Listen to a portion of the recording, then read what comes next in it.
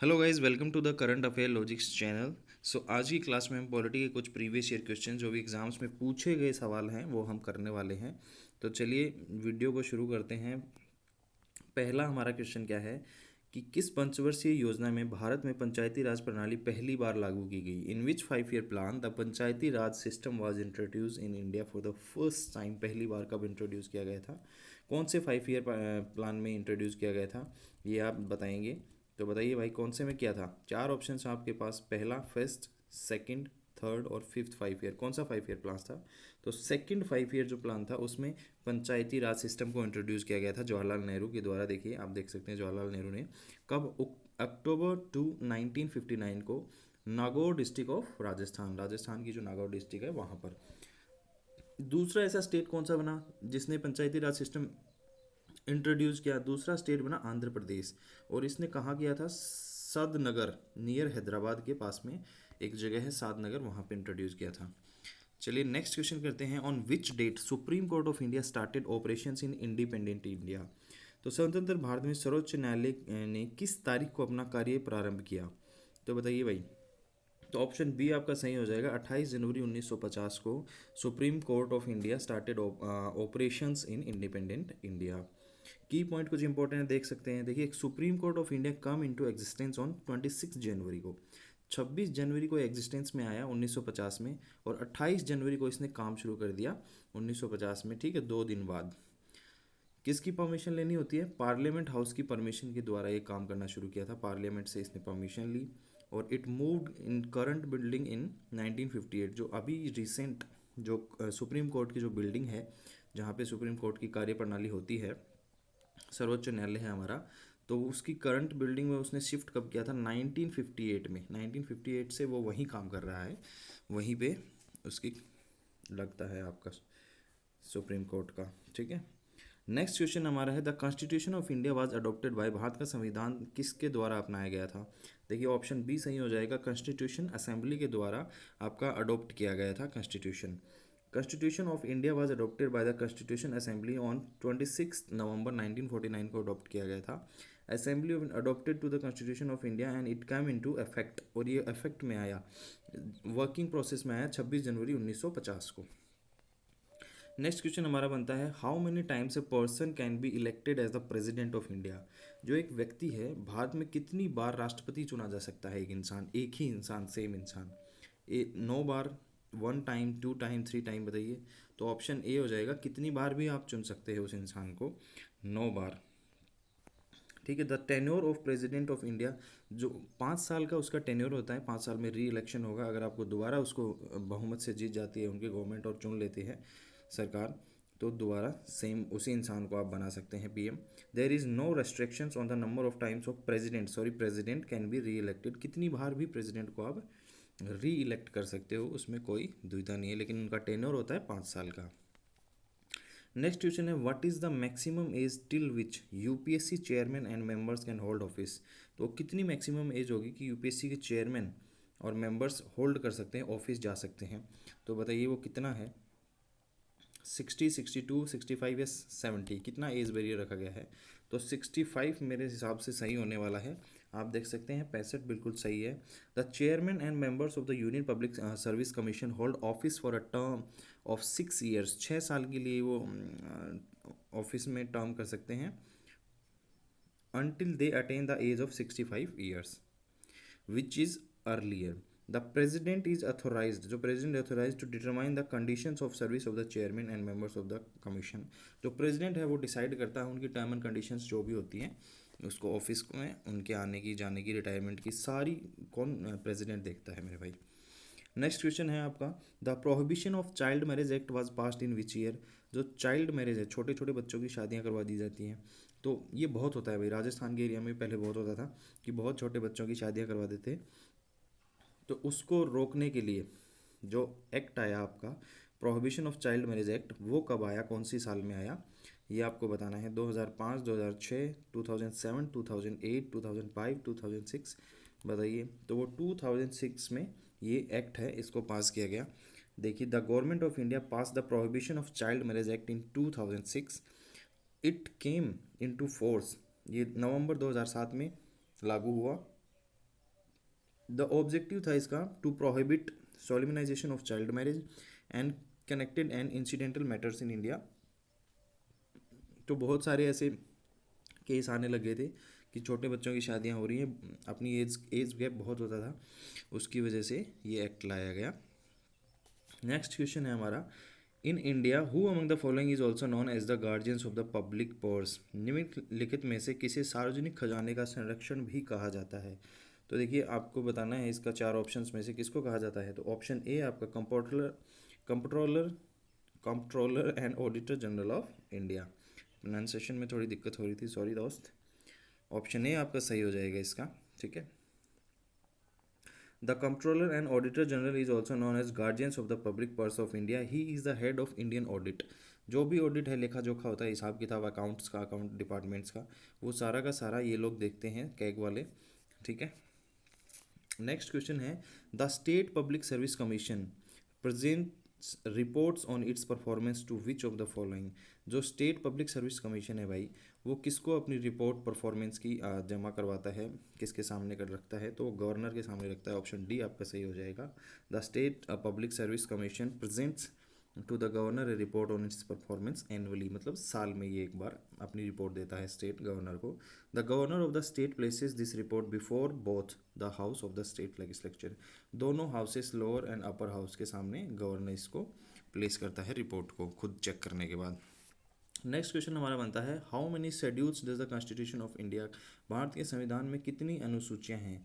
तो बताइए भाई कितनी अनुसूचियां हैं मेरे भाई। ये तो बहुत बेसिक क्वेश्चन है। तो 12 अनुसूचियां हैं आपके कॉन्स्टिट्यूशन ऑफ इंडिया में।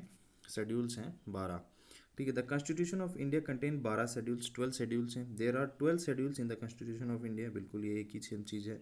One of the first mentions of schedule was made in the government of India Act 1935 where it included 10 schedules.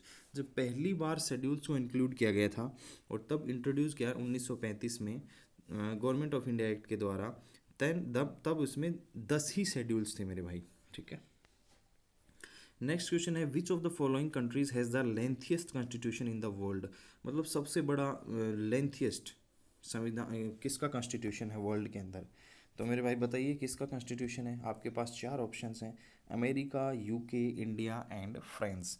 तो देखिए इंडिया का सबसे बड़ा रिटन कॉन्स्टिट्यूशन है, ये आपको पता होना चाहिए पूरे वर्ल्ड के अंदर। देखिए India constitution is lengthy, elaborate and detailed document है ये। Originally it consisted of 395 articles से इसमें ओरिजिनल तब बना। अरेंज्ड अंडर 22 पार्ट्स में बटा हुआ था और 8 शेड्यूल्स थे। टुडे आफ्टर मेनी अमेंडमेंट्स, बहुत सारे अमेंडमेंट्स करने के बाद 447 आर्टिकल्स हो गए हैं। 395 से 447 आर्टिकल्स हो चुके हैं। 26 पार्ट हो चुके हैं। पहले 22 पार्ट थे, अब कितने हो गए, 26 पार्ट हो गए। 8 शेड्यूल थे, अब कितने हो गए, 12 शेड्यूल हो चुके हैं। तो ये याद रखने वाली चीज़ें हैं। It is indeed the lengthiest constitution in the world. ये सबसे बड़ा कॉन्स्टिट्यूशन है वर्ल्ड के अंदर, ये आप याद रखेंगे इन्फॉर्मेशन। नेक्स्ट क्वेश्चन है, which article state that there shall be a council of ministers with the chief minister as the head to aid and advise the governor. कि किस अनुच्छेद में कहा गया है कि राज्यपाल को सहायता और सलाह देने के लिए मुख्यमंत्री की अध्यक्षता में एक मंत्री परिषद होगी। तो बताइए भाई कौन से आर्टिकल में है। तो आर्टिकल 163 में ये लिया गया है प्रावधान, ठीक है। Article 163 of the constitution India states that there shall be a council of ministers with the chief minister as the head. और उसका हेड कौन होगा, चीफ मिनिस्टर होगा। To aid advise the governor, मतलब गवर्नर को एडवाइज करने के लिए। In the existence of his functions, except in so far as he required to exercise his functions in his discretions। ये आप की पॉइंट है, पढ़ लेंगे, याद रखेंगे। Who selects persons for appointment to the central service in India। भारतीय केंद्रीय सेवा में नियुक्ति के लिए व्यक्तियों का चयन कौन करता है। तो बताइए भाई कि कौन अपॉइंट करता है सेंट्रल सर्विस इन इंडिया। तो यूपीएससी है वो करती है आपकी इस चीज़ को। ऑप्शन डी आपका इसका सही हो जाएगा। द यूनियन, यूपीएससी की फुल फॉर्म क्या है, union public service commission is India's premier central recruiting agency है, जो आपके यूपीएससी, आईएएस वगैरह कलेक्टर साहब जो होते हैं उनके एग्जाम्स करवाती है। आईपीएस भी होता है, आईएफएस भी होता है, इंडियन फॉरेन सर्विसेज, ठीक है। It is responsible for appointments to and examinations for all India service and Group A and Group B of central services. Which department of personnel and training is the central personal agency in India? एक central खुद का ही इसका system होता है, ठीक है, इसमें कोई इंटरफेरेंस नहीं करता है। नेक्स्ट क्वेश्चन है, who is the highest law officer of the country? देश का सर्वोच्च विधि अधिकारी कौन है? हाईएस्ट लॉ ऑफिसर कौन है बताइए भाई। ऑप्शन हैं आपके चार कि chief justice of India, attorney general, law minister and solicitor general. तो बताइए हाईएस्ट लॉ ऑफिसर कौन है? तो अटॉर्नी जनरल, ऑप्शन बी आपका यहाँ सही हो जाएगा। ये होते हैं आपके हाईएस्ट लॉ ऑफिसर। आर्टिकल 76 के अंदर ये प्रावधान रखा गया है कि the constitution of India provides for the office of the attorney general for India who is the highest law officer in the country. Next question हमारा है, who among the following was the president of constitution assembly? Constitution assembly थी, उसका president इनमें से कौन था आपको बताना है। तो doctor Rajendra Prasad, option A बिल्कुल सही हो जाएगा। ये प्रेसिडेंट थे आपके कॉन्स्टिट्यूशन असेंबली के परमानेंट। लेकिन टेम्परेरी कौन थे? डॉक्टर सच्चिदानंद सिन्हा थे, वो फर्स्ट टेम्परेरी प्रेसिडेंट थे कॉन्स्टिट्यूशन असेंबली के। लेकिन later doctor Rajendra Prasad elected as the president, ठीक है। नेक्स्ट क्वेश्चन हमारा बनता है कि who administers oath of office to the president? राष्ट्रपति को पद की शपथ है वो कौन दिलाता है, आप ये बताएंगे। तो चीफ जस्टिस ऑफ इंडिया ये इनको दिलाते हैं। ऑप्शन सी आपका यहाँ सही हो जाएगा। The oath of the office of president of India is administrated by the chief justice of India in his absence. अगर वो नहीं होते हैं, उनकी एब्सेंस होती है, तो सीनियर मोस्ट जज है सुप्रीम कोर्ट का, वो इनको ये ओथ दिलाएगा, ठीक है। नेक्स्ट क्वेश्चन है, who is the father of political science? राजनीति विज्ञान के जनक किस रूप में किसे जाना जाता है? तो जो एरिस्टोटल है मेरे भाई, उनको जाना जाता है। Aristotle is regarded as the father of political science. He was a great Greek philosopher थे वो, and he was the first one to give a working definition of political science. Next question है, who has the power to implement fundamental rights? Fundamental rights को implement करने की power किसके पास होती है? तो मेरे भाई ऑप्शन ए आपका सही हो जाएगा, सुप्रीम एंड हाई कोर्ट। जो सुप्रीम एंड हाई कोर्ट है उसके पास ये पावर होती है फंडामेंटल राइट्स को इम्प्लीमेंट करने की। देखिए डेफिनेशन है, the fundamental rights are enlist in part 3। जो हमारा पार्ट 3 है उसमें फंडामेंटल राइट्स का जिक्र हुआ है कॉन्स्टिट्यूशन के। आर्टिकल 12 से 35 तक हमारे जितने भी उनमें होगा फंडामेंटल राइट्स की ही बात होगी, 12 से आर्टिकल 35 तक। Part 3 of the constitution is describe as the Magna Carta of India, और उसका दूसरा नाम भी कहा जाता है पार्ट 3 को मैग्ना कार्टा, ठीक है। ये भी क्वेश्चन में पूछ लेता है एग्जाम्स में। नेक्स्ट क्वेश्चन हमारा, विच of the following state has the highest Lok Sabha seats? तो बताइए कौन से स्टेट्स के पास सबसे ज़्यादा लोकसभा की सीट्स हैं? तो ऑप्शन हैं आपके पास वेस्ट बंगाल, उत्तर प्रदेश, बिहार एंड आंध्र प्रदेश। तो मेरे भाई यूपी जो है ना, उसके पास सबसे ज़्यादा लोकसभा की सीटें हैं हमारी, ठीक है। इनमें से क्या, सब में से ही यूपी के पास सबसे ज़्यादा लोकसभा की सीटें हैं। कितनी हैं? 80 सीट्स हैं टोटल, ठीक है। महाराष्ट्र दूसरे नंबर पे आता है, 48 सीट्स महाराष्ट्र के पास हैं लोकसभा की। नेक्स्ट क्वेश्चन है, Kautilya theory of Rajmandal belongs to? जो कौटिल्य का राजमंडल सिद्धांत था वो किससे संबंधित था, ये आपको बताना है। तो वो था foreign policy and interstate relation से संबंधित था वो। जो कौटिल्य के राजमंडल थ्योरी थी वो बिलोंग करती थी। देखिए, interstate relations and foreign policy finds a prominent place in Kautilya's Arthashastra. ये बुक थी इनके अर्थशास्त्र, कौटिल्य की लिखी हुई, चाणक्य द्वारा लिखी हुई पॉलिटी के ऊपर। He has tried to explain the dynamics of interstate relations through his mandala theory. Mandala की थ्योरी जो इंटरस्टेट रिलेशंस है उनके डायनेमिक्स को एक्सप्लेन करने की उन्होंने कोशिश की थी।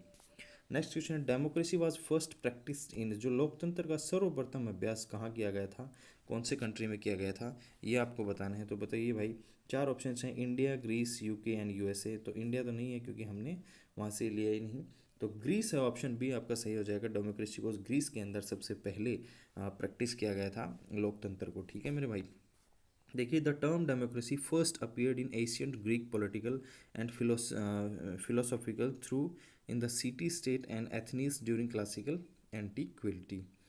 The word came from demos. Demos word से ये आपका डेमोक्रेसी आया। Common people and kratos strength, common people से related demos, common people term introduce किया जाता है ये। नेक्स्ट क्वेश्चन हमारा है, in India when a president is to be impeached, जब प्रेसिडेंट को इम्पीच किया जाता है for violation of the constitution the charge is preferred by, तो वो चार्ज है वो कौन किसके द्वारा प्रीफर किए जाते हैं भाई, वो आइदर हाउस, कोई भी हाउस हो सकता है उनमें से, पार्लियामेंट का, लोकसभा या फिर राज्यसभा। इसका सही आंसर हो जाएगा बिल्कुल सही है। मैंने president is to be impeached for violation of the constitution, संविधान का वायोलेशन करने के लिए उनको इम्पीचमेंट प्रोसेस से गुजरना पड़ता है। The charges shall be preferred by either house of parliament, ये हमने पढ़ लिया। नेक्स्ट क्वेश्चन है, which body frame the constitution of independent India, जो हमारी कौन सी स्वतंत्र भारत का संविधान किस निकाय ने तैयार किया, कौन सी बॉडी के द्वारा तैयार किया गया मेरे भाई, तो कॉन्स्टिट्यूशन जो असेंबली है आपकी, कॉन्स्टिट्यूंट असेंबली, उसके द्वारा, ऑप्शन बी यहाँ आपका सही हो जाएगा, तैयार किया गया। ठीक है, ये की पॉइंट्स आप देख लीजिएगा।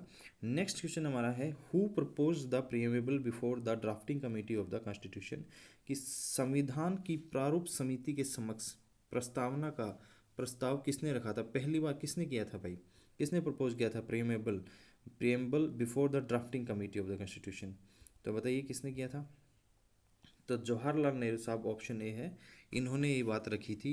Jawaharlal Nehru propose the preamble before the drafting committee of the constitution, it laid down the fundamental ideology and philosophy of the constitution structure, the preamble is an introduction to the constitution of India which contains the summary and essence of the objective of the constitution.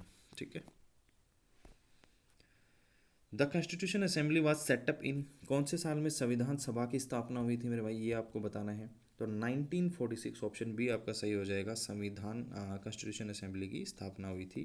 देखिए 1946, as a result of partition under the Mountbatten plan, a separate constitution assembly of Pakistan was establish in June 1947 में हुआ, और 1946 में constitution assembly setup हुई कहाँ पे, India के अंदर, ये आप याद रखेंगे, पाकिस्तान में हुआ 1 साल के बाद।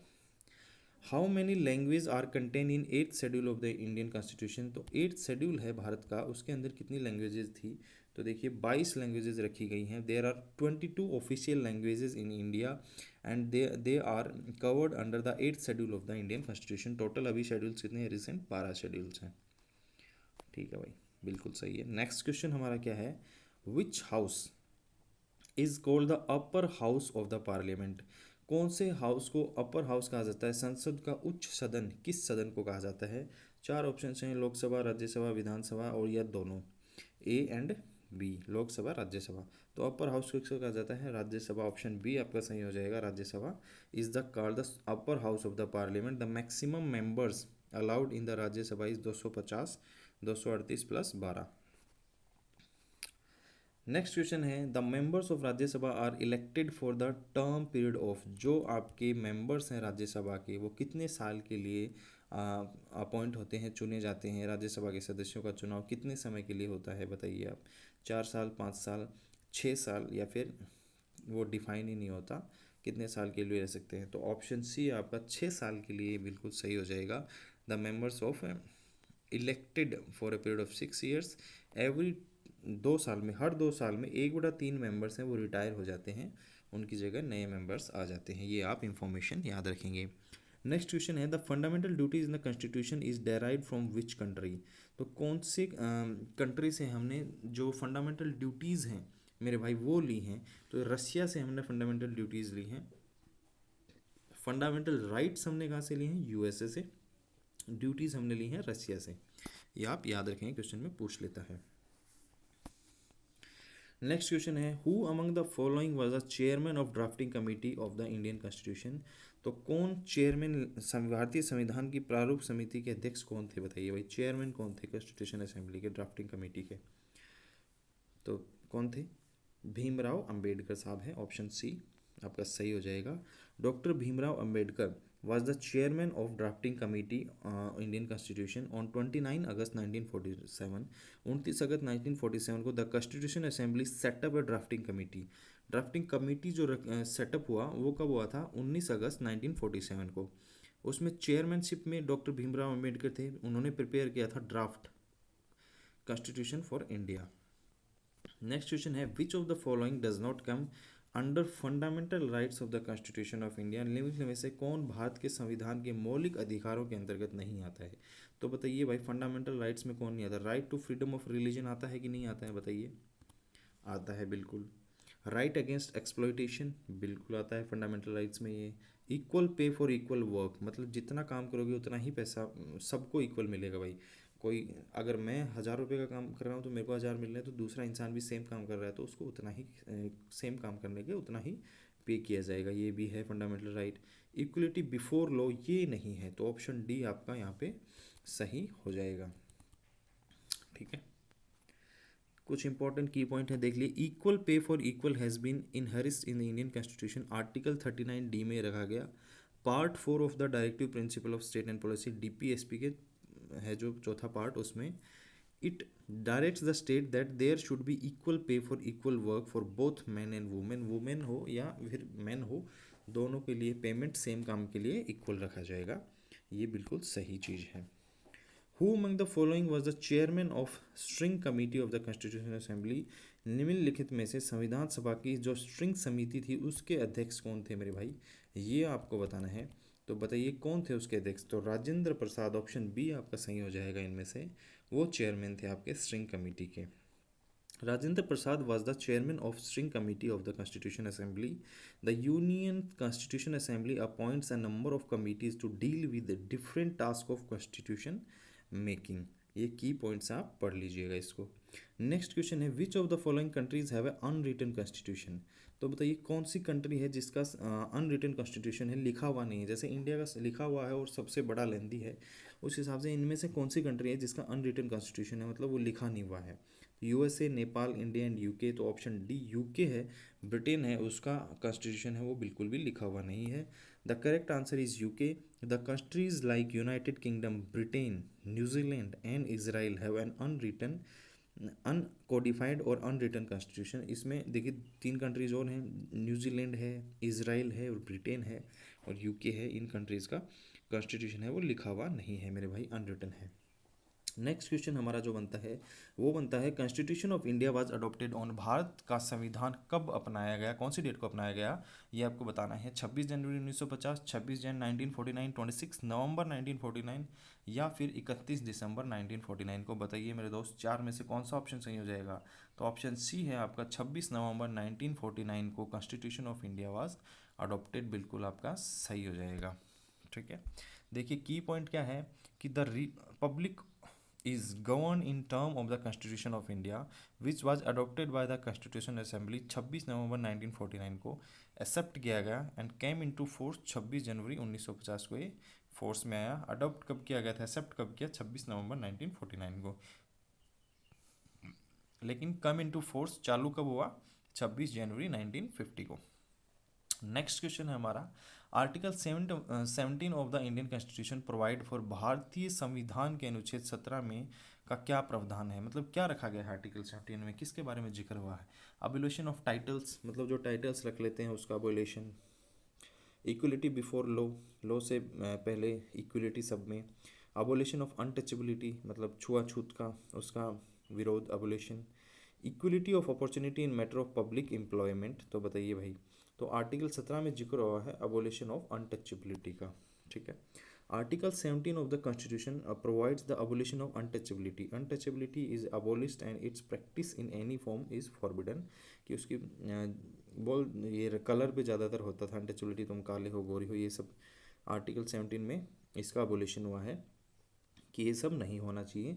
The enforcement of any disability arising out of untouchability shall be an offence punishable in accordance with law, मतलब लॉ के हिसाब से उसको पनिश किया जाएगा, ये सब जो भी करेगा उसको। ठीक है, नेक्स्ट क्वेश्चन है, which of the following schedule of the constitution of India deals with matters like the formation of new state?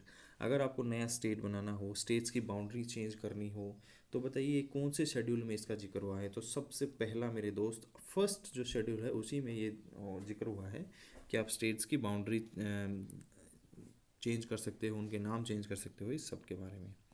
देखिए ये सही है बिल्कुल। देखिए इनिशियली कॉन्स्टिट्यूशन में 395 आर्टिकल से 22 पार्ट थे, 8 शेड्यूल थे। रिसेंट 448 आर्टिकल्स हैं, 25 आपके पार्ट्स हैं और 12 आपके शेड्यूल हो चुके हैं। 8 से शेड्यूल 12 हो गए, 22 से आपके पार्ट्स हैं वो 25 हो गए और 395 से आर्टिकल बढ़ के 448 हो गए, 448 हो चुके हैं। नेक्स्ट एंड लास्ट हमारा जो क्वेश्चन है आज का, उसमें हमने रखा है एक होमवर्क क्वेश्चन जो कि आप सबको बताना है मेरे भाई। कमेंट करना है आपको अगर आपने ये वीडियो देखा है तो। देखिए, the term fourth states is use for, जो फोर्थ स्टेट टर्म है वो चौथा स्तंभ का यूज़ किया गया है, वो का प्रयोग किसके लिए किया जाता है? पार्लियामेंट, जुडिशरी, एग्जीक्यूटिव या फिर द प्रेस एंड न्यूज़पेपर। इनमें से कौन सा ऑप्शन सही है? फोर्थ स्टेट जो टर्म है, चौथा स्तंभ है, फोर्थ स्टेट वो यूज़ किया जाता है किसके लिए? पार्लियामेंट के लिए, जुडिशरी के लिए, एग्जीक्यूटिव के लिए या फिर द प्रेस एंड न्यूज़पेपर के लिए? ये आप सभी को मेरे दोस्त कमेंट करना है, बताना है। अगर आपने बिल्कुल पढ़ाई पे ध्यान देने तो आप ज़रूर कमेंट करेंगे इसका, ठीक है। और वीडियो को लाइक कीजिए जिससे हमें भी मोटिवेशन मिलता है, हमें लगता है कि आप पढ़ रहे हैं हमसे और आपको अच्छा लग रहा है।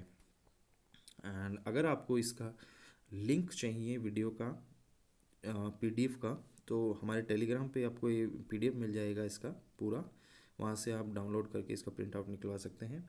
So thank you so much guys watching for the class. पढ़ते रहिए, आगे बढ़ते रहिए।